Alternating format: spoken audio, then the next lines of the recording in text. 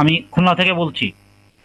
জি বলেন। আমার আমার প্রশ্ন হলো, জুমার দিন প্রথম কাতারে জায়গা আগে থেকে কোনো ব্যক্তির জন্য সামাজিক প্রভাবশালী বা অর্থশালী জায়নামাজ পেতে দখল করে রাখা যাবে, এবং পরবর্তীতে যদি আরো জায়গার দরকার হয় তাহলে প্রথম কাতারের মুসল্লিদের দ্বিতীয় কাতারে সরে যাওয়ার জন্য অনুরোধ বা বাধ্য করা যাবে? জাযাকাল্লাহু খায়র। বিসমিল্লাহির রহমানির রহিম, আলহামদুলিল্লাহ ওয়াসসালাতু ওয়াসসালামু আলা রাসূলিল্লাহ ওয়া আলা আলিহি ওয়া সাহবিহি আজমাইন ওয়া বাদ। প্রশ্ন করেছেন ভাই যে জুমার দিনে জুমার সালাত বা খুতবার জন্য সেখানে প্রথম কাতারে বা দ্বিতীয় কাতারে বিশেষ জায়গাগুলি বরাদ্দ করা বিশিষ্ট ব্যক্তিদের জন্য কি জায়েজ? এইভাবে জায়গাকে বরাদ্দ করে রাখা, আজ এই জায়গায় কেউ বসতে পারবেন অথচ তারা আগে আসছে, এটা শরীয়তে জায়েজ নয়। এটা যারা হকদার, ন্যায্য অধিকার যাদের, তাদের হক নষ্ট করা। এই মর্মে একটি হাদিস রয়েছে যা দ্বারা প্রমাণিত হয় যে না, এটা ঠিক নয়। আর তারপর এমনি তো যে শরীয়তের মৌলিক নীতিমালা রয়েছে যে মিনা মোনাফমান সাবাক, জি, মেনায় যে আগে আসবে আর যেখানে যে জায়গা পাবে সেটাই তার জায়গা। এটা নবী সাল্লাল্লাহু আলাইহি ওয়াসাল্লামের হাদিস, এটা সব ক্ষেত্রে ফিট। মসজিদে যে আগে আসবে সে আগে যাবে, এই নয় যে না তুমি আগে এসছো কিন্তু তুমি সাধারণ মানুষ সুতরাং পিছনে বসো, পিছনের কাতারে, আর এখানে বিশিষ্ট ব্যক্তিরা বসবেন, এটা আসলে ঠিক নয়। তবে যদি সেখানে বিশেষ কোনো জরুরি বিষয় থাকে, যেমন ইমামের জন্য বা মুয়াজ্জিনের জন্য একটা জায়গা রাখতে হবে। এখন মুয়াজ্জিন থাকবে আপনার মেম্বারের কাছে, তার জায়গাটি থাকবে। মুয়াজ্জিন হয়তো উজু করতে গিয়েছে, এই নয় যে ও পরে আসে। মুয়াজ্জিন আগে আজান দিয়েছে যেখানে দুই আজানে, অথবা এমনিতে আগে এসছে কিন্তু হয়তো একটু বাইরে গেছে অথবা কিছু করছে, মসজিদের আরো কিছু হয়তো দেখাশোনা করছে, আর সেই জায়গাতে এটা যায় নামাজ বিছানা আছে, সেটা যুক্তিসঙ্গত, সেটা জায়েজ। এইরকমই দেশের রাষ্ট্রনায়ক তিনি মসজিদে আসবেন, অথবা বিশিষ্ট এমন ব্যক্তি, নেতৃস্থানীয় ব্যক্তি যিনি যিনি আসবেন, যিনি সাধারণ মানুষের মাঝে, পিছনে বসে গেলে সেখানে সিকিউরিটির ব্যাপার স্যাপার আছে, সেখানে নিরাপত্তার প্রয়োজন রয়েছে তার জন্য বা তাদের জন্য, সুতরাং তাদের জন্য বিশেষ জায়গা যদি রাখা হয় এটা প্রয়োজন। কিন্তু এমনিতে গ্রামের সাধারণ প্রভাবশালী মানুষ, তারা আগে আসবে না পরে আসবে, কিন্তু তাদের সামনে জায়গা রাখতেই হবে যেহেতু তারা মসজিদের বড় ডোনার হয়তো, অথবা মসজিদের তারা দায়িত্বশীল হয়তো, না, এটা এগুলো জায়েজ নয়। এটা জায়েজ নয়। হয় নিরাপত্তার বিষয় রয়েছে, আর না হলে মসজিদের ইমাম খতিব তাদের জন্য জায়গা রাখা। বিশিষ্ট কোনো মেহমান এসেছেন, কোনো আলেমের দিন এসেছেন, আর তিনি হয়তো মসজিদের পাশেই রুমে আছেন, তার হয়তো আপ্যায়ন হচ্ছে অথবা কিছু হচ্ছে, তিনি প্রস্তুত হচ্ছেন, তিনি আসলে তার জন্য সামনে একটা জায়গা রাখা হয়েছে, এইরকম ক্ষেত্রগুলিতে জায়েজ। জি, আল্লাহ তাআলা। জাযাকাল্লাহ খায়ের। প্রশ্ন করবেন হালিমাতু সা- সাদিয়া, আপনি প্রশ্ন করুন। আসসালামু আলাইকুম শেখ। আসসালাম রহমতুল্লাহ বরকাত। আমি জি, নিউ ইয়র্ক থেকে বলছি। বলেন। জি, তো আমরা যখন কোরআন তেলাওয়াত করি তখন কোরআনে তো সেজদা আসে। আবার আমরা কোনো কিছু দেখে, আল্লাহ সৃষ্টি দেখে যখন অবাক হই, আমরা খুব আমাদের ভালো লাগে, তখন আমরা একটা যে সেজদা আছে, শুকরিয়া সেজদা বলে, এটাও দেই। তো আমার প্রশ্নটা হলো এই যে কোরআন যখন তেলাওয়াত করি অনেক সময় হয় যে যে সব সময় যে মাথায় কাপড় থাকে বা ইয়ে থাকে সেরকম না। আবার হঠাৎ করে বাইরে কিছু দেখলে তখন হয়তো বা পর্দা থাকে বা কিছু। তো আমার প্রশ্নটা হলো যে আমি কি কোরআনের মধ্যে যে সেজদা বা শুকরিয়া সেজদা, এটা যে যখন দিব তখন কি আমার ওই নামাজে দাঁড়ানোর মতো এরকম করে পর্দা করেই দিতে হবে, নাকি যে কোনো অবস্থাতেই আমি সেজদা আদায় করে নিতে পারবো? জি। আর নামাজের শেষে শুকরিয়া সেজদা দিতে পারবো কিনা, এটা আমি দেখেছি একজনকে যে প্রত্যেক ওয়াক্ত নামাজ শেষ করে অনেকগুলা করে শুকরিয়া সেজদা আদায় করে। আমি আসলে এর মাসালাটা জানি না, তো আসলে এটা দেওয়ার নিয়মটা কি, আসলে জায়েজ আছে কিনা?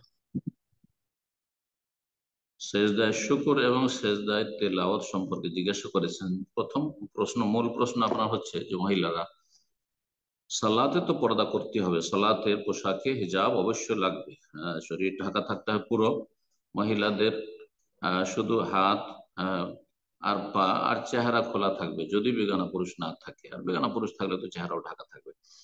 তো এইরকমই কি সেজদা তেলাওয়াতে আর সেজদায় শুকরে মাথা ঢাকতে হবে? অনেক সময় তেলাওয়াত করছেন অথবা বসে আছেন, কোনো খুশির খবর আসলো, তখন সেজদা দেবেন, তাহলে মাথা ঢাকতে হবে, শরীর ঢাকতে হবে ওইভাবেই, না এমনি সেজদা দেওয়া যাবে?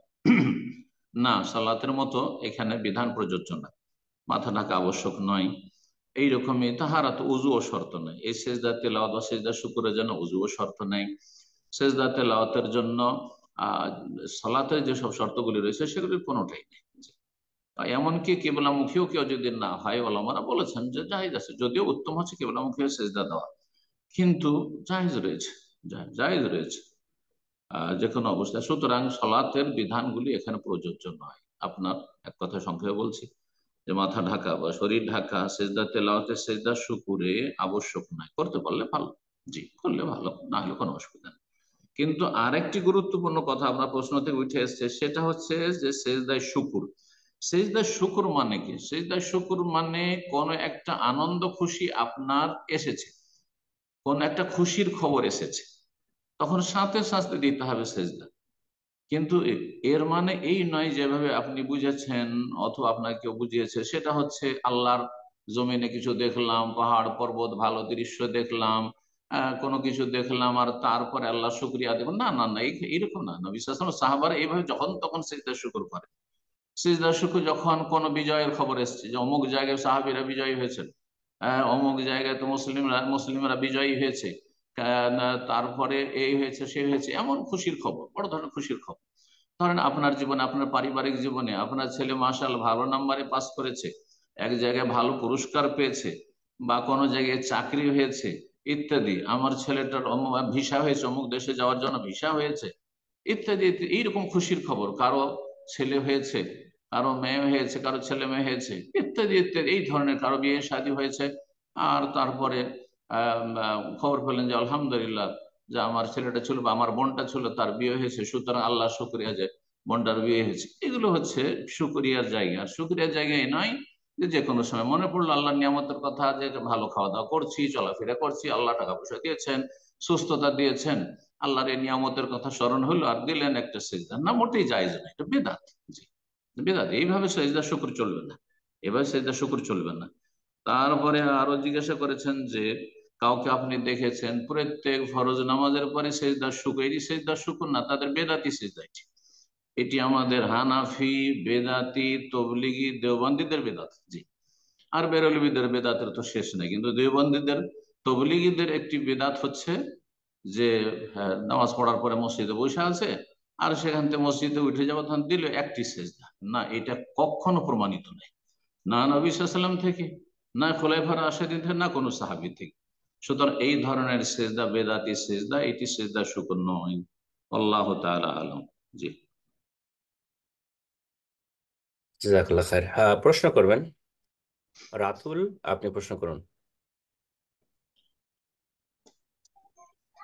আসসালামু আলাইকুম শেখ, আমি বাংলাদেশ থেকে ওয়ালাইকুম বলছি। আসসালাম ওয়া রাহমাতুল্লাহি ওয়া বারাকাতুহু। জি বলেন। শেখ, আমার এই প্রশ্নটা হলো জীবন ঘনিষ্ঠ। আমার প্রশ্নটা হলো, আমার সাথে একজনের শত্রুতা। সে আমাকে বলেছে যে তার এলাকাতে আহ, যদি আমরা যাই তাহলে আমাকে সে হত্যা করবে, এবং সে এলাকাতে আমার এখন প্রয়োজন, যাওয়ার প্রয়োজন বা অপ্রয়োজন। এবার তারপর আমি যদি সে এলাকাতে যাই এবং তারা অনেক কয়েকজন মিলে যদি আমাকে হত্যা করে, তাহলে কি এটা কি আত্মহত্যা হবে কি আত্মহত্যা হবে না?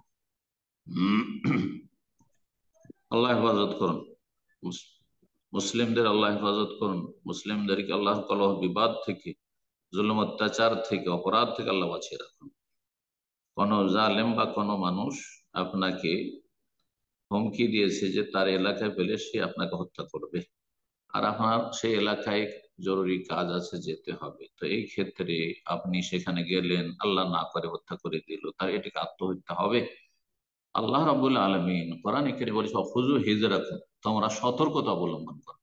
সাহাবায়ে কেরামদের উপর জিহাদ ফরজ করেছেন, আর জিহাদের ময়দানে যেতেও বলেছেন, দুশমনের মুখামুখি হতে বলেছেন, আর বলে সেখানে সতর্কতা অবলম্বন করো, অস্ত্রে সুসজ্জিত থাকো, এবং তোমরা একসাথে সবাই সিজদা অবনত হয় না, একদল সিজদা করো আর একদল পহরা দাও। আর আপনারা যখন এরকম হুমকি দিয়েছে আর সেখানে কাজ আছে, আপনি একাই কেন যাবেন? যদি কাজের জন্য যেতে হয় তো আপনি দু চারজন যাবে, বা দুজন যাবে, তিনজন যাবেন, আপনার সাথে যেন নিরাপত্তার ব্যবস্থা থাকে, এভাবে যাবেন। তো এইভাবে একাই চলে যাবেন এমন একটি ঝুঁকিপূর্ণ জায়গায়, এটা আপনার জন্য জায়েজ নয়, জায়েজ নয়। আর আল্লাহ না করে এমনটা হয়, যে যেটা অপ্রীতিকর বললেন, এইরকম ধরনের কথা বলাটাও খুব বাঞ্ছনীয় নয়। যে যদি হত্যা করে দেয়, যদি এরকম হয়ে যায়, এগুলো বলা আসলে ভালো নয়। আল্লাহ হেফাজত করুন। আর আপনি সতর্কতা অবলম্বন করবেন। আপনি বিকল্প ব্যবস্থা নেন। অথবা যদি যেতে হয় তো মাঝে মধ্যে যাবেন, প্রস্তুতির সাথে যাবেন, আপনার সাথে দু একজনকে আরো নিয়ে যাবেন, তো এইভাবে যাবেন সেই এলাকায়। আল্লাহ হেফাজত করুন। এ পর্যায়ে প্রশ্ন করবেন মঞ্জুর আলম, আপনি প্রশ্ন করুন। আসসালামু আলাইকুম রহমতুল্লাহ। ওয়ালাইকুম আসসালাম রহমতুল্লাহ বরকাত। কয়েক উত্তর 24 পরগনা থেকে বলছি। প্রশ্ন। বলছি যে শায়েখ, অজু করার পরে যদি অশ্লীল কোনো ভাষা বেরিয়ে যায় বা সামনে যদি কোনো বেগানা নারী পড়ে যায়, তাহলে কি পুনরায় আবার অজু করতে হবে? তো অজু ভঙ্গের যেসব কারণ আছে সেগুলিতে মহিলার দিকে তাকানো নেই। হ্যাঁ, এমনকি লজ্জা স্থানের দিকে তাকালে যে উজু নষ্ট হবে তাও নেই। হ্যাঁ, লজ্জা স্থান স্পর্শ করলে উজু নষ্ট হবে। সুতরাং কেউ যদি লজ্জা স্থানের দিকে তাকায় উজুর পরে, তাতে উজু নষ্ট হবে না। মহিলার দিকে তাকালে উজু নষ্ট হবে না। নিজের স্ত্রীর দিকে তাকালেও নষ্ট হবে না। কিন্তু স্ত্রীর দিকে কাম ভাব নিয়ে কেউ তাকাতে গেল বা বেগানা মহিলার দিকে তাকাতে গেল আর মজি বেরিয়ে আসো, তাহলে উজু নষ্ট হয়ে যাবে। কিন্তু উজু অবস্থায় কেউ যদি হারাম নজর দেয়, বেগানা নন মাহারাম মহিলাদের তাকালো, তাহলে সে গুনাহগার সবসময় গুনাহগার। সে উজু অবস্থায় তাকাক আর বিনা উজু অবস্থায় তাকাক, কিন্তু এতে উজু নষ্ট হবে না। আল্লাহ হেদায়েত দান করুন আর মানুষকে গুনাহ থেকে বেঁচে থাকার তৌফিক দান করুন। জি। আর আমিন। একটি কি বলেন, মহিলার দিকে তাকানো আর কি যেন কি আর একটি কথা। ফাহিশা কথা আর কি, খারাপ কথা মুখ দিয়ে বের না, হয়। অশ্লীল কোনো কথা বললে, অশ্লীল হারাম হারাম কথা বললো, হ্যাঁ গুনাহ হইলো।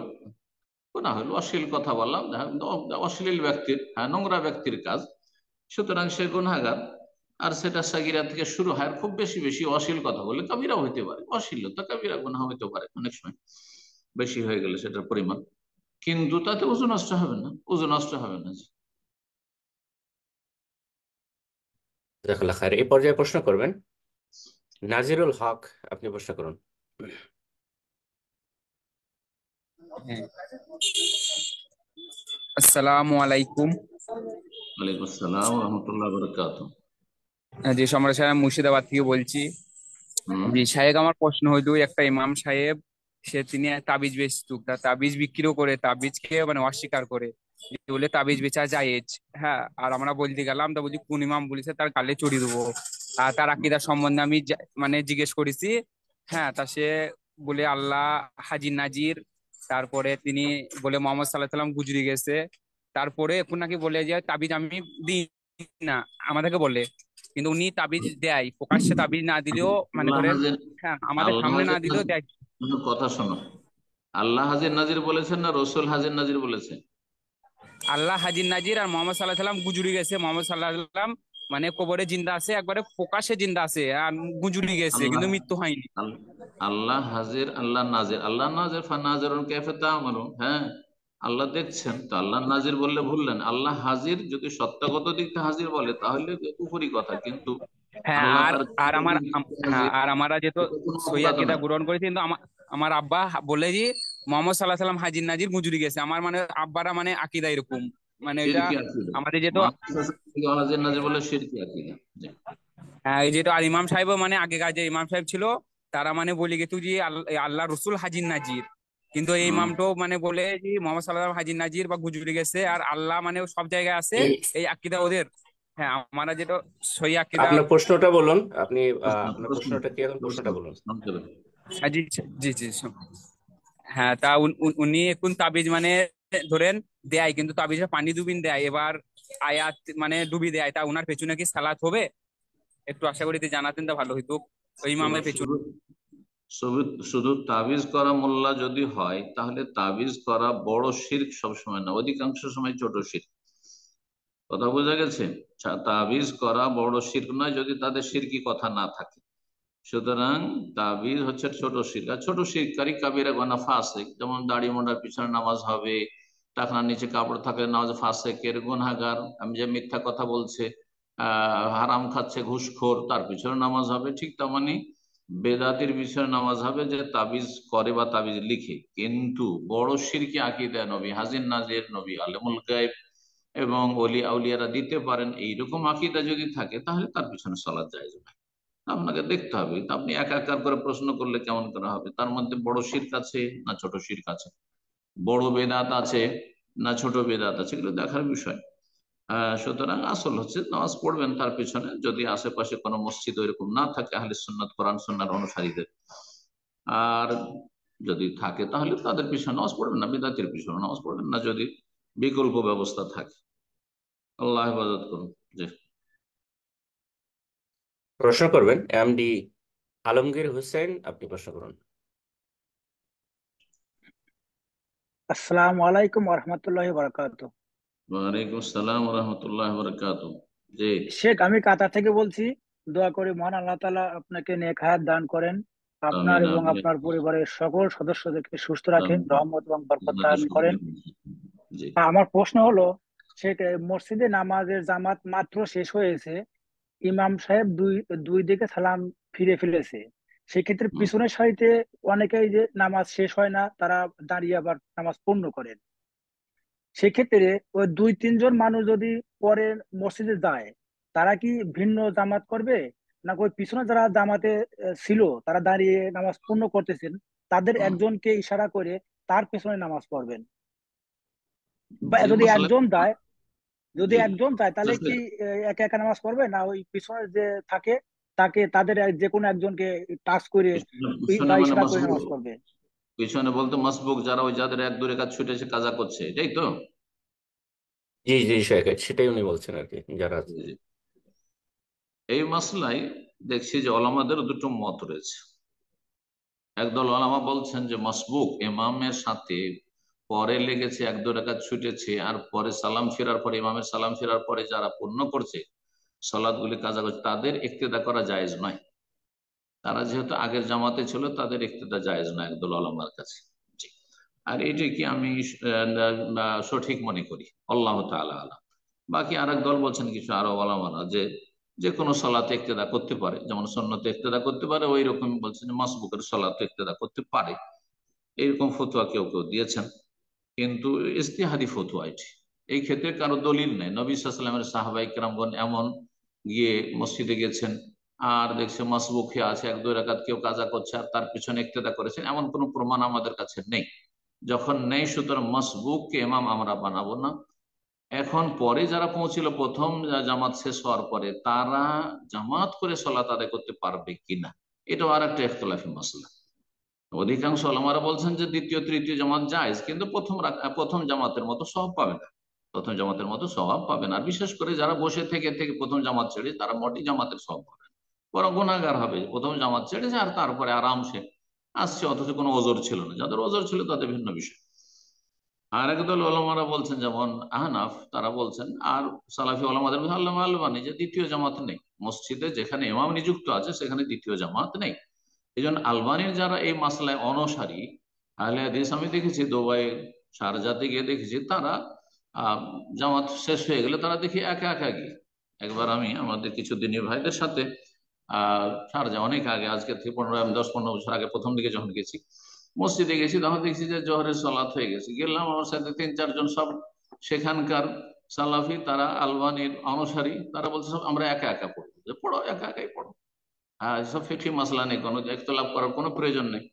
কিন্তু আরো বলমা সেখানে বাজ ইবনে ওসাইমিন, তাদেরকে জিজ্ঞাসা করলে তারা বলবেন না, দ্বিতীয় তৃতীয় জামাত জায়েজ আছে, যদি ইমাম সেখানে ইমামের রাতে পেশ ইমাম নিযুক্ত থাকে তবুও জায়েজ রয়েছে। কিন্তু ওজোরে যদি হয় তাহলে জামাতের সওয়াব পাবে, তারপরে প্রথম জামাতের মতো সওয়াব। আর যদি বিনা ওজোরে এইরকম করে লেট করে আর দ্বিতীয় তৃতীয় জামাত করে, তাহলে গুনাহগার হবে। আল্লাহ তাআলা আলাম। জি। এ পর্যায়ে প্রশ্ন করবেন রাশিকা রাশিদ, আপনি প্রশ্ন করুন।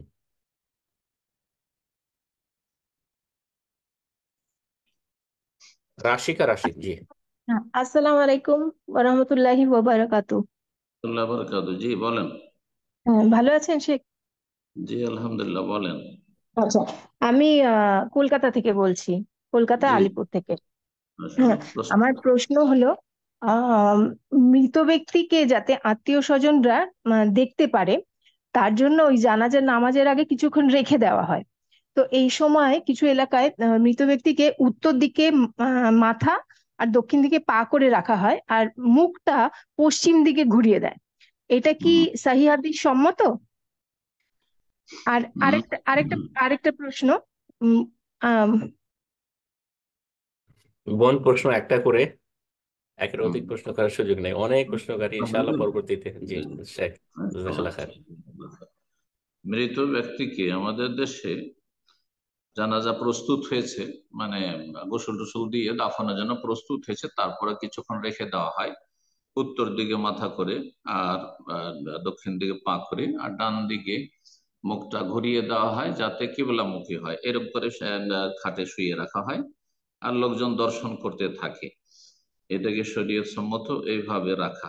কবরে যখন রাখবে তখন কিবলামুখী করে রাখবে। আর কিবলামুখী করে রাখার ক্ষেত্রে আমাদের দেশে যে ভুলটি হয়, আমরা আহলে হাদিসদের মধ্যে দেখেছি যে চিৎ করে শুয়ে রাখলো, শুধু মুখটাকে ঘুরিয়ে দিল কিবলামুখী, এটা আসলে ঠিক না। পুরো শরীরটাকে দেখেন আপনি, মক্কা এসে দেখেন, মক্কায় মুআল্লা কবরস্থানে যারা আসছেন হজুমরায় জানাজায় চলে যাবেন, দাফনে চলে যাবেন, তারপরে বাকির কবরস্থানে মদিনায় চলে যাবেন, দেখেন পুরো শরীরটাকে কেবলামুখী করা হয়। আর কেবলামুখী মানে পুরো বডিটা সহ কেবলামুখী হইতে হবে, শুধু মুখটা মুখমন্ডল ঘুরালেন আর বডি চিত হয়ে থাকলো, এটা কেবলামুখী হওয়া হলো। তো এই ভুলটি কিন্তু আমাদের আহলে হাদিস সমাজেও রয়েছে, যা সংশোধন করা উচিত। তো যাই হোক, যখন মাইয়াতকে দাফন করবে তখন এই নিয়মে রাখতে হবে যাতে উত্তর দিকে, ভারত বাংলাদেশে থাকলে উত্তর দিকে মাথা, দক্ষিণ দিকে পা করে, আর তারপরে গোটা শরীরটা কিবলামুখী করে রাখা। কিন্তু দাফনের আগে এই বিধান প্রযোজ্য নয়, প্রযোজ্য নয়। কিন্তু মানুষরা মনে করে যে মাইয়া যখন মারা গেছে ওকে সবসময় কিবলামুখী করে রাখি, হয়তো এই জন্য রাখি, এর কোনো দলিল নেই। জি। আর তারপরে আরেকটি বিষয় এখানে, যখন জানাজার জন্য মাইয়াত প্রস্তুত হয়ে গেছে, গোসল টুসুল দেওয়া হয়ে গেছে, কাফন দেওয়া হয়ে গেছে, তাহলে বিলম্ব করা ঠিক না। হ্যাঁ, 2-4-5 মিনিট ঠিক আছে, প্রস্তুতি চলছে, এর মধ্যে যে চলে আসলে, কিন্তু 1-1 ঘন্টা রেখে দিল, পুরো 2 ঘন্টা রেখে দিল, আর লোকজন আসছে দেখছে, আর সবাই একটু শেষখানে মুখটা দেখবে, এগুলো আসলে শরীয়ত সম্মত না। এগুলো শরীয়ত সম্মত নয়। বরং নবী সাল্লাল্লাহু আলাইহি ওয়াসাল্লামের সহিহ আসরিউ বিল জানাজা, তোমরা তাড়াতাড়ি জানাজা দাফন করার জন্য প্রস্তুতি নাও। ফাইন তাকু সালেহাতান, যদি ভালো মানুষ হয় তাহলে খাইরুন তুকাদ্দিমুনা ইলাইহি, তাহলে ভালো, তার মঙ্গলের দিকে তাকে তাড়াতাড়ি পৌঁছে দিছো, সে জান্নাতের নিয়ামত প্রাপ্ত হবে, কেন দুনিয়াতে রাখবে। আর ওয়াইন কানা গায়রা যালিক, আর যদি খারাপ হয়, হ্যাঁ, ভালো মানুষ না হয়, খারাপ মানুষ হয়, ফাশাররুন তাজাউনাহু আন রিকাবিকুম, তাহলে এই অনিষ্টকে, এই মন্দকে তোমাদের কাঁধের উপর বোঝা করে কেন রাখবে, তাড়াতাড়ি করে দাফন করে এসো, তাকে সরিয়ে এসো। সুতরাং ভালো মানুষ হোক আর মন্দ মানুষ হোক, দাফনের ক্ষেত্রে তাড়াতাড়ি করতে বলা হয়েছে। জি, আল্লাহ তৌফিক দান করে সুন্নাহ মোতাবেক আমল। জি। আমিন। প্রশ্ন করবেন ফুয়াদ বিন আখতার, আপনি প্রশ্ন করুন।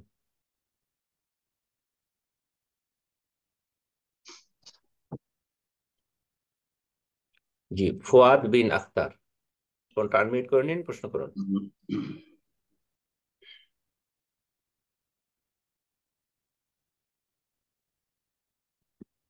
ইনশাআল্লাহ আমরা পরবর্তী আরেকজনকে সুযোগ করে দিচ্ছি, প্রশ্ন করবেন সাইফুল্লাহ। সাইফুল্লাহ, জি, আপনি প্রশ্ন করুন।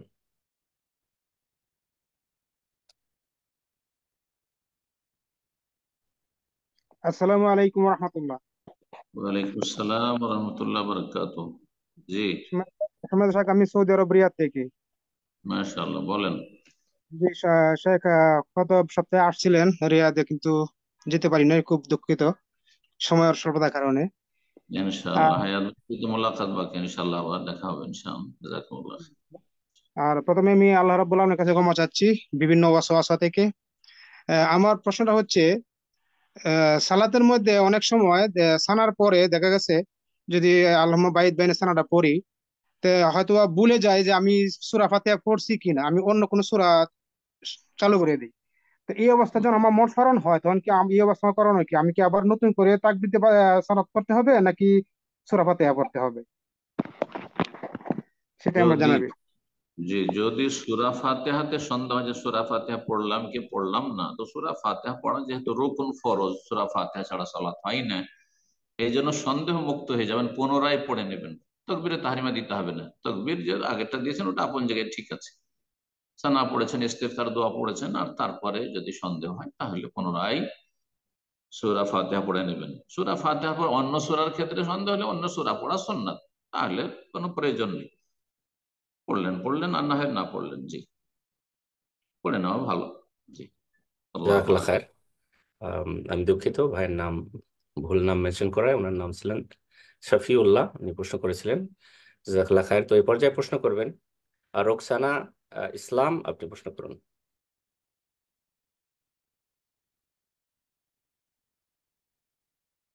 রোকসানা ইসলাম, ফোনটা আনমিউট করে নিন, প্রশ্ন করুন।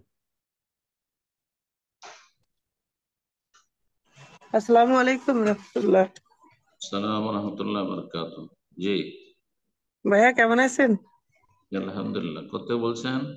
আমি গাজীপুর, বাংলাদেশ, গাজীপুর থেকে। বলেন। ভাইয়া এই যে আজান হওয়ার পরে আজানের সাথে তো আজানের উত্তর দেই, তারপরে উত্তর শেষ করে মানে আজানের জবাবটা শেষ করে 3 বার কি আস্তাগফিরুল্লাহ পড়ার নির্দেশনা আছে, না ওটা বেদাত হবে? না না, আমার জানা নাই যে আস্তাগফিরুল্লাহ পড়া এখানে আছে, সুতরাং আজানের পরে আস্তাগফিরুল্লাহ পড়বেন না। যেটা নাই সেটা পড়লে বিদআত হবে। আল্লাহুম্মা রাব্বা হাযিহি দাওয়াতি তাম্মা ওয়াস সালাতিল কায়িমা আতি মুহাম্মাদানিল ওয়াসিলাতা ওয়াল ফাযিলা ওয়া বা'সুহু মাকামান মাহমুদা আল্লাযী ওয়া'তা, এটি আছে। রাদিতু বিল্লাহি রাব্বান ওয়া বিল ইসলামি দীনান ওয়া মুহাম্মাদ সাল্লাল্লাহু আলাইহি ওয়াসাল্লাম নবিয়ান ওয়া রাসূলান, এটি গবেষক ওলামারা বলছেন আশহাদু আন্না মুহাম্মাদুর রাসূলুল্লাহর পরে পড়লে ভালো, বেশি, এটি আমি করি। আর এটাই হচ্ছে সেখানে বাদ রাহমাহুল্লাহর কথা, আর হাদিস এটাই প্রমাণ করে, সুতরাং এটা বেশি ভালো। কিন্তু কেউ যদি মাসলা না জানে অথবা এর উপর আস্থা না হয় তো আজানের শেষেই পড়ুক। আর দুরূদ পড়বেন, আল্লাহুম্মা সাল্লি আলা মুহাম্মদ আল্লাহুম্মা বারিক আলা মুহাম্মদ, এই পড়বেন আর কি, ইন্নাকা হামিদুম মাজিদ। এ পর্যায়ে প্রশ্ন করবেন মুজাম্মেল হোসেন, আপনি প্রশ্ন করুন। সালাম আলাইকুম রহমতুল্লাহ।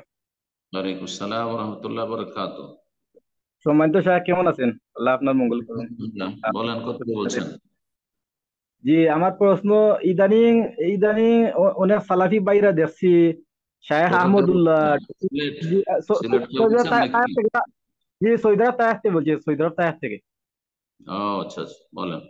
জি, তো আমার আমার প্রশ্নটা হইলো, ইদানিং অনেক সালাফি মানহাজের অনেক যুবকরা দেখছি ফিতনাতে নিমজ্জিত হচ্ছে, যেমন কামাল উদ্দিন জাফরি, এই শাহ আহমদুল্লাহ, ডক্টর আব্দুল্লাহ জাহাঙ্গীর স্যারের বই পড়ে আবার অনেকে ওনাদের কাছ থেকে ইলম নিতে চায়। এই ব্যাপারে আপনার উত্তম নজিয়া কামনা করছি।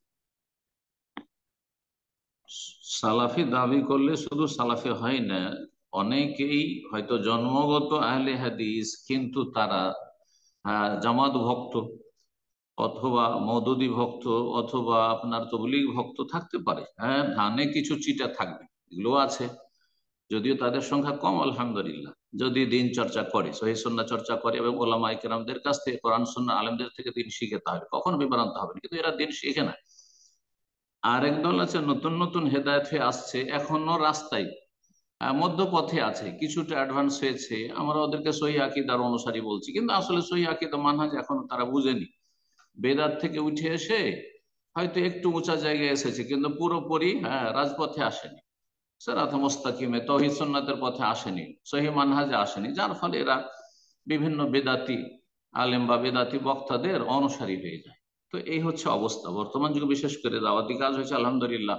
আর যারা বেদাতি পরিবার বা বেদাতি সমাজে ছিলেন এবং বিভিন্ন বিদআত এবং শিরকে জড়িয়েছিলেন, তারা ধীরে ধীরে ধীরে ধীরে হেদায়েতে আসছেন, কিন্তু একসাথে সবকিছু তো আর জানতে পারেন না, যার ফলে অনেক সময় কিছুটা আকীদার সংশোধন হইলে, কিছু ফিকহি মাসলায় সংশোধন হয়েছে, কিন্তু দেখা যাচ্ছে মানহাজের কিছুই বুঝে না, যার ফলে মনে করে যে এই জামাতের মাধ্যমে হয়তো ইসলামের খেদমত হবে, এই মওদুদিবাদের মাধ্যমে, কিন্তু তারা বিভ্রান্তিতে আছে।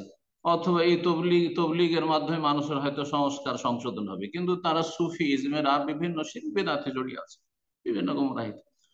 তো আল্লাহ রাব্বুল আলামিন সমস্ত অনিষ্ট থেকে হেফাজত করুন এবং সঠিক বুঝদান করুন। যারা রাস্তায় আছেন এখন হেদায়েতের পথে, আল্লাহ তাদেরকে পুরোপুরি হেদায়েত দান করে দেন। জন্মগত যারা আহলুল হাদিস সালাফি, তাদেরকে পুরোপুরি সালাফি হয়ে জীবনযাপনের তৌফিক দান করুন। ওয়ালা তামুতুন্না ইল্লা ওয়া আনতুম মুসলিমুন। আর খাঁটি মুসলিম হইতে হলে কোরআন সুন্নাহ নির্ভেজাল অনুসারী হইতে হবে, মানহাজে সালাফ সাহাবায়ে কেরাম তাবেঈন তাবা তাবেঈনদের অনুসারী হইতে হবে। আল্লাহ সকলকে তৌফিক দান করুন। জি, আমিন। প্রশ্ন করবেন উম্মে আদিবা তাসনিম, আপনি প্রশ্ন করুন।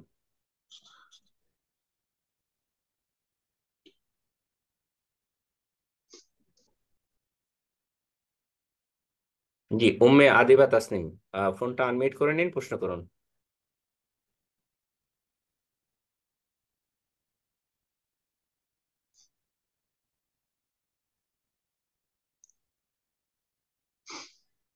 আমরা এরপর যে আরেকজনকে সুযোগ করে দিচ্ছি, প্রশ্ন করবেন। আহ শিমুল হুদা সিদ্দিক, আপনি প্রশ্ন করুন।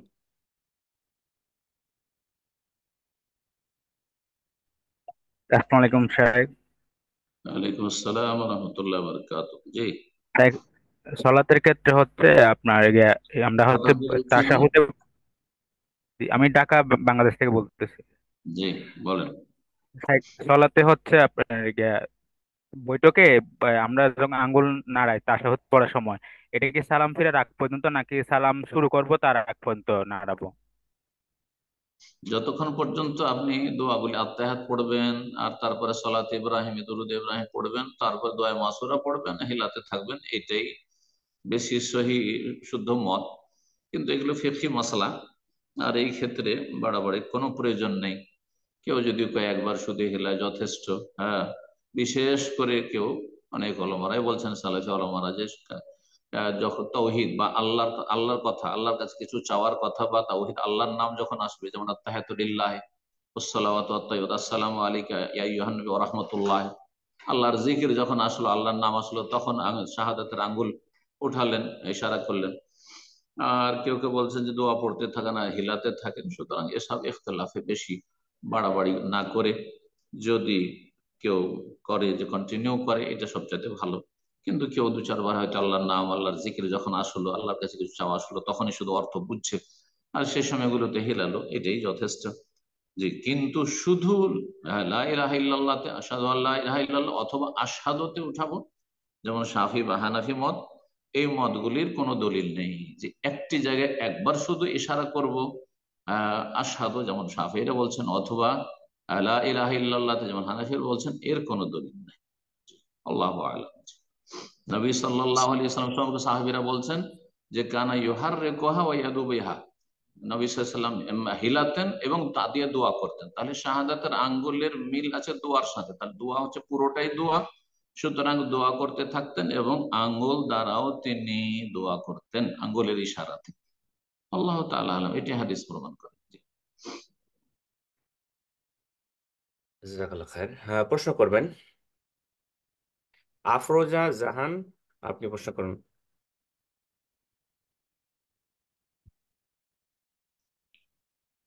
জি, আফরোজা জাহান, আপনি প্রশ্ন করুন।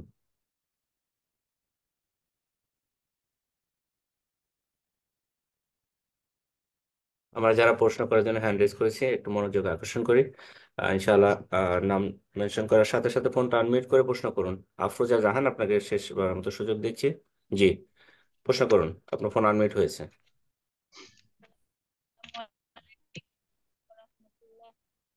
জি, আপনার সাউন্ড অস্পষ্ট, মাইকটা ঠিক করে নিন, আপনাকে আমরা শুনতে পাচ্ছি না। আফরোজা জাহান, শোনা যাচ্ছে না কেন? জীবন, আপনার সাউন্ড জি ক্লিয়ার না, এখন বলুন। জি, আসসালামু আলাইকুম রহমতুল্লাহ। ওয়ালাইকুম আসসালাম ওয়া রাহমাতুল্লাহি ওয়া বারাকাতুহু। বলেন, কোথা থেকে বলছেন? জি, আমি ঢাকা বাংলাদেশ থেকে বলছি। শেখ, আপনি ভালো আছেন? আলহামদুলিল্লাহ, আলহামদুলিল্লাহ, আল্লাহ ভালো রাখুন আপনাদের। আলহামদুলিল্লাহ, বলেন। আল্লাহ শুকরিয়া আদায় করছি। আমি অনেক দিন ধরে চেষ্টা করছি, আল্লাহর হুকুম হয়নি, কোনোভাবে প্রশ্নটা করতে পারিনি। আজকে আল্লাহর হুকুম হয়েছে। আমার আব্বা, উনি মারা গেছেন 8 বছর, কিন্তু আমরা যখন ছোট ছিলাম সে মাইজ ভান্ডারের মুরিদ ছিল। তো তখন খুব একটা বুঝতাম না, কিন্তু যেটা বুঝতে পারতাম যে এটা মানে নামাজ পড়তেন না সে, মানে খুবই রকচটা মানুষ ছিলেন, সে নামাজ পড়তেনই না, সত্যি কথা যেটা। মসজিদে আচ্ছা, যেতে বললে সে বিভিন্ন বাহানা করতেন যে মসজিদে গেলে সে পড়ে গিয়ে পা ভেঙে যায়, তার জুতা হারায় যায়, মানে বিভিন্ন ধরনের সমস্যা ছিল। কিন্তু এখন বড় হয়ে যখন শিখ বেদাত বুঝতে পারলাম, তখন তো বুঝতেই পারতেছি যে আব্বা সারা জীবন শিরক করে গেছেন এবং সে কাফির ছিলেন। এখন আমার কষ্ট এবং আমার প্রশ্ন হচ্ছে, আমি ইব্রাহিম আলাইহিস সালামের আপনার কাছ থেকে একটা বয়ান শুনেছিলাম যে ওনার বাবা যখন জীবিত ছিল ততক্ষণ সে তার বাবার জন্য দোয়া করতেন। এখন কাফির অবস্থায় যখন সে মৃত্যুবরণ করলেন, তার বাবার জন্য সে দোয়া আর করতেন না। এখন আমি আমার আব্বার জন্য কি দোয়া করলে গুনাহগার হব বা কিভাবে করব? কিন্তু তার দুই তিনটা ভালো গুণ ছিল। আমার আব্বা সারা জীবন হালাল উপার্জন করেছেন এবং সে সবসময় সত্য কথা বলতেন, এটা মানে স্বীকার করতেই হবে, এবং সে মানুষের খুব উপকার করতেন। কিন্তু আল্লাহর বিষয়ে সে খুব উদাসীন ছিলেন এবং মৃত্যুর আগে সে খুব কষ্ট পেয়ে মারা গেছেন। মানে 2 বছর পর্যন্ত বিছানায় একেবারেই পড়েছিলেন। মৃত্যুর আগে তার পিঠে ঘা হয়ে গেছিল। এখন আমি আব্বার কাছে ছিলাম না, মৃত্যুর সময় কি তাকে কেউ তওবা করাইছে কিনা বা সে আল্লাহর কাছে মাফ চেয়েছে কিনা আমি সেটা খুব বেশি ভালো জানি না। মানে আমি অনেক দেরিতে শিখ বুঝতে পারতাম, কিন্তু বেদাতটার মধ্যেই ছিলাম। আমার জন্ম খুব একটা ভালো ফ্যামিলিতে হয় নাই। বাবা তো ছিলেন, মা শিখ, মা নামাজ পড়তেন সারা জীবন, কিন্তু বেদাত অনেক বেশি ছিল। আল্লাহ আপনার ভালো করুক, মন থেকে দোয়া করি আপনি যেন জান্নাতুল ফেরদৌস পান। আপনার উছিলা, আপনার মাধ্যমে আমি অনেক কিছু জানতে পারছি। আমাকে একটু জানাবেন দয়া করে, আমি আমার আব্বার জন্য মানে ঠিক ঠিক কিভাবে আব্বার জন্য দোয়া করব। জি জি জি, ঠিক আছে ঠিক আছে, বলছি। আল্লাহ রাব্বুল আলামিন কোরআনে কারিমে ইরশাদ করেছেন, মা কানা লিন-নবী ওয়াল্লাযীনা আমানু আন ইস্তাগফিরু লিল মুশরিকিনা ওয়ালাউ কানু উলি কুরবা মিন বাদি মা তাবায়্যানা লাহুম আন্নাহুম আসহাবুল জাহিম। নবীর জন্য সমীচীন নয় এবং ওয়াল্লাযীনা মাআহু, মা কানা লিন-নবী ওয়াল্লাযীনা আমানু, এবং মুমিন মুসলিমদের জন্য সমীচীন নয়, উচিত নয় যে ইস্তাগফিরু লিল মুশরিকিন, মুশরিক বড় শিরকের অবস্থায় যারা দুনিয়া থেকে চলে গেছে তাদের জন্য আল্লাহর কাছে ক্ষমা চাইবে। যখন তাদের জন্য সুস্পষ্ট হয়ে গেছে যে আন্নাহুম আসহাবুল জাহিম, তারা জাহান্নামের অধিবাসী। কখন এটা স্পষ্ট হয়? যখন আপনি নিশ্চিত জানতে পারবেন যে মরণের মুহূর্ত পর্যন্ত সে শিরকি আকীদা, কুফরি আকীদা, এ মাজারের আকীদা, আটরসি মাইজ ভান্ডারের আকীদা, শাহজালালের আকীদা এরা দিতে পারে, নিতে পারে, এইসব আকীদার কুফরি শিরক নিয়ে দুনিয়া থেকে চলে গেছে। এটা যদি নিশ্চিত জানেন তাহলে তখন জায়েজ নয়, তখন জায়েজ নয় দোয়া করা। কিন্তু যেমনটা বললেন যে তিনি, যেহেতু আপনার আব্বার কথা, সেই জন্য আমি একটু ভালো করে বলছি, বিষয়টা বোঝার চেষ্টা করুন। এটা হচ্ছে শরীয়তের বিধান যে মুশরিকের জন্য দোয়া করা জায়েজ না, দোয়া করা জায়েজ না, তার যতই ভালো দিক হোক। এখন মাদার টেরেসা যাকে বলা হচ্ছে, তার তো অনেক ভালো দিক আছে, তাই বলে তার জন্য দোয়া করা জায়েজ? মোটেই জায়েজ নয়, হারাম দোয়া করা। ঠিক ওই রকমই জনকল্যাণমূলক কাজ অনেক কাফের করছে, হ্যাঁ অনেক ভালো কাজ করেছে, তাদের জন্য কি দোয়া করা জায়েজ? মোটেই জায়েজ নয়, মোটেই জায়েজ নয়, হারাম। ঠিক ওই রকম মুসলিম সমাজে যারা বড় শিরক কুফরিতে লিপ্ত থেকে ওই অবস্থায় চলে গেছে, নিশ্চিত জানতে তাদের জন্য দোয়া করা জায়েজ নয়, আল্লাহর উপর ছেড়ে দিতে হবে, আল্লাহ ভালো জানছে। কিন্তু আপনার আব্বার যে বিষয়টি বললেন শেষখানে, সেটা হচ্ছে তিনি শেষ জামানা পর্যন্ত সালাত আদায় করেননি, কিন্তু 2 বছর খুব অসুস্থ বিছানায় পড়ে থেকেছেন, আর তারপরে কষ্ট হয়ে মারা গেছেন। এই যে শেষ সময়টা সম্পর্কে কি আপনি নিশ্চিত যে শেষ মুহূর্ত পর্যন্ত তিনি এই শিরকি, কুফরি, আটরসি, মাইজ ভান্ডারি আকীদা নিয়েই সে এটাই লালন করে মারা গেছে? এটা যদি নিশ্চিত থাকেন তাহলে আপনার জন্য দোয়া করা উচিত হবে না।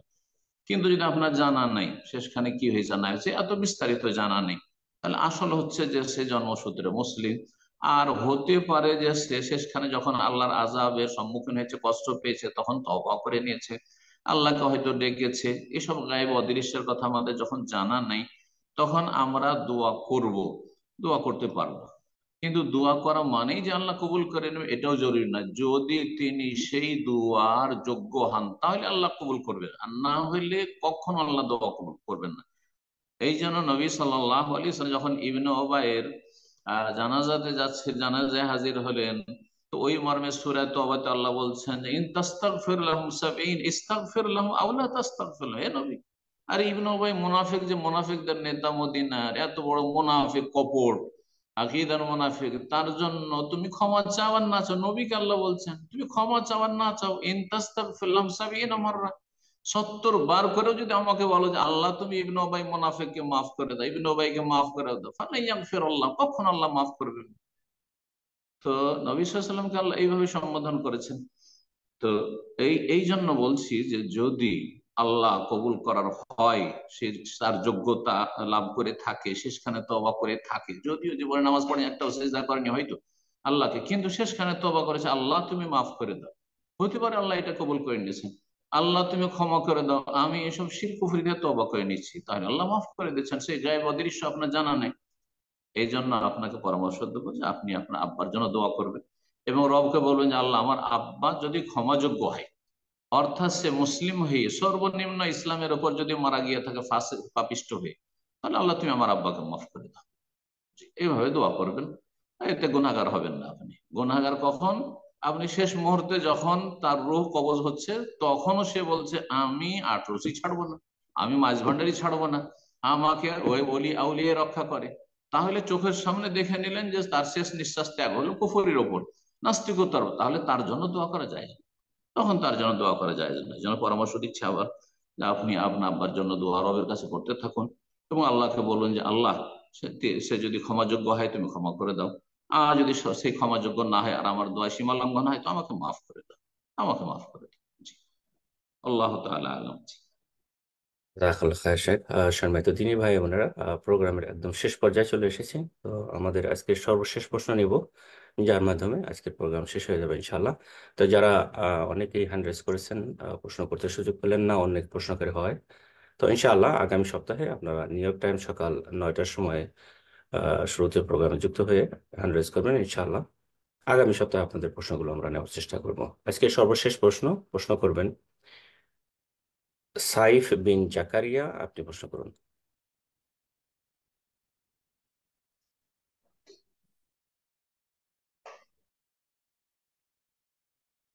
জি, আপনার ফোনটা আনমিউট হয়েছে, আপনি প্রশ্ন করুন।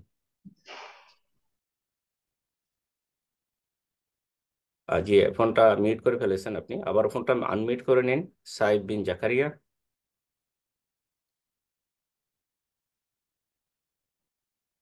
জি আপনার ফোন আনমিউট হয়েছে, প্রশ্ন করুন।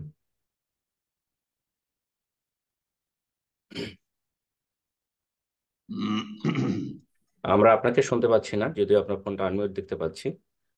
তো সম্ভবত মাইক্রোফোনে প্রবলেম থাকতে পারে, আপনি ইনশাল্লাহ চেক করে নিন। সময় স্বল্পতার কারণে আমরা আর সময় দিতে পারছি না।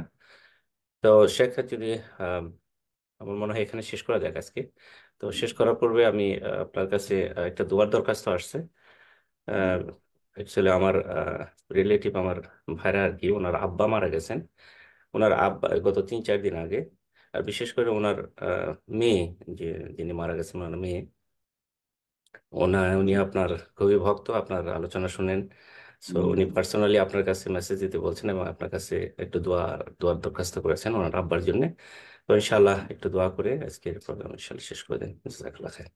আল্লাহ রাব্বুল আলামিনের কাছে দোয়া করি, যে বোন দোয়া চেয়েছেন বা ভাই দোয়া চেয়েছেন, ওনার আব্বা মারা গেছেন, আল্লাহ রাব্বুল আলামিনের কাছে দোয়া করি আল্লাহ তার গুনাহ খাতা মাফ করে দেন, তার প্রতি রহম করেন, তাকে জান্নাতুল ফিরদৌস দান করেন এবং তাকে জাহান্নামের আযাব থেকে রক্ষা করেন, কবর আযাব থেকে রক্ষা করেন এবং বারজাখী জীবনে আল্লাহ সুখী রাখেন এবং শোক সন্তপ্ত যারা পরিবার পরিজন আত্মীয় স্বজন রয়েছে তাদেরকে উত্তম ধৈর্য ধারণের তৌফিক দান করেন, ভালো পথে চলার তাদেরকে তৌফিক দান করেন, কোরআন সুন্নাহর অনুসারী হয়ে জীবন যাপনের তৌফিক দান করেন। আল্লাহ রাব্বুল আলামিন আমাদেরকে যেন মুমিন মুসলিম করে বাঁচিয়ে রাখেন এবং ঈমান ইসলামের অবস্থায় আল্লাহ যেন দুনিয়া থেকে আমাদেরকে গ্রহণ করেন। আল্লাহ রাব্বুল আলামিন হেদায়েতের পরে আমাদেরকে গুমরাহির দিকে ঠেলে না দেন। রব্বানা লা তুযিগ কুলুবানা বা'দা ইয হাদাইতানা ওয়া হাব লানা মিন লাদুনকা রাহমাতান ইন্নাকা আনতাল ওয়াহ্হাব। যেসব ভাই বোনেরা আজকে বিশেষভাবে আমাদের এই আলোচনায় থাকলেন, তাদেরকে আল্লাহ উত্তম প্রতিদান দান করেন, গুনাহ খাতা মাফ করেন, রুজিতে বরকত দান করেন, ছেলে মেয়েদের ইমানি ইসলামী তরবিয়তকে আল্লাহ সহজ করেন, সমস্ত ফিতনা থেকে আল্লাহ বাঁচিয়ে রাখেন এবং আল্লাহ রাব্বুল আলামিন সার্বিক কল্যাণ দান করেন। রব্বানা আতিনা ফিদ দুনিয়া হাসানা ওয়া ফিল আখিরাতি হাসানা ওয়া কিনা আযাবান নার। ربنا تقبل منا إنك أنت السميع العليم وتب علينا إنك أنت التواب الرحيم وصلى الله وسلم على نبينا محمد وعلى آله وصحبه أجمعين. সম্মানিত দিনী ভাই বোনেরা, প্রোগ্রাম শেষ করার পূর্বে আবারও ওই সকল ভাই এবং বোনদের উদ্দেশ্যে বলছি যারা আজকে প্রশ্ন করার জন্য হ্যান্ড রেজ করে প্রশ্ন করার সুযোগ পেলেন না, ইনশাআল্লাহ আগামী সপ্তাহে শুরুতে এসে হ্যান্ড রেজ করবেন এবং যারা আজকে এবং গত সপ্তাহে প্রশ্ন করার সুযোগ পেয়েছেন, আগামী সপ্তাহগুলোতে প্রোগ্রামে হ্যান্ড রেজ না করে অন্যদেরকে অবশ্যই সুযোগ করে দেবেন, যাতে করে যারা অনেক চেষ্টা করে প্রশ্ন করতে সুযোগ পান না, আমরা আসুন সকলকে সুযোগ করে দিই, যাতে কোরআন সুন্নাহর উপর আমরা দিন ইসলাম সম্পর্কে সঠিক জ্ঞান অর্জন করতে পারি আমাদের এই প্রোগ্রামের মাধ্যমে। আসুন সকলের সহযোগিতা কামনা করছি আমাদের এই প্রোগ্রাম থেকে সকলের উপকারার্থে সহযোগিতার জন্য। আসুন আমরা সকলে মিলে চেষ্টা করি আমাদের এই প্রোগ্রামের প্রত্যেকটি লিঙ্ক বা আমাদের যে ফেসবুক পেজের যে লিঙ্কগুলো আছে আমরা শেয়ার করি সকলের মাঝে। আল্লাহ যেন আমাদেরকে ভালো কাজে সহযোগিতা করার তৌফিক দান করেন, আল্লাহুম্মা আমিন। তো ইনশাআল্লাহ আজ এই পর্যন্তই। আল্লাহর কাছে দোয়া করি আজ আমরা যা কিছু শুনলাম আল্লাহ যেন আমাদেরকে এলম অনুযায়ী আমল করার তৌফিক দান করেন। আল্লাহ যেন কোরআন এবং সুন্নাহর উপর জীবন প্রতিষ্ঠিত করার তৌফিক দান করেন। সমস্ত রকম গুমরাহি থেকে যেন আল্লাহ সুবহানাহু ওয়া তাআলা আমাদেরকে সকলকে হেফাজত করেন, আল্লাহুম্মা আমিন। তো ইনশাআল্লাহ আগামী সপ্তাহে আবারও দেখা হবে, কথা হবে। আল্লাহ সুবহানাহু ওয়া তাআলা আমাদের সকলকে ভালো রাখেন, সুস্থ রাখেন, আমিন। ওয়া সাল্লাল্লাহু আলা নবিয়িনা মুহাম্মদ ওয়া আলা আলিহি ওয়া সাহবিহি আজমাইন। আসসালামু আলাইকুম ওয়া রাহমাতুল্লাহি ওয়া বারাকাতুহু।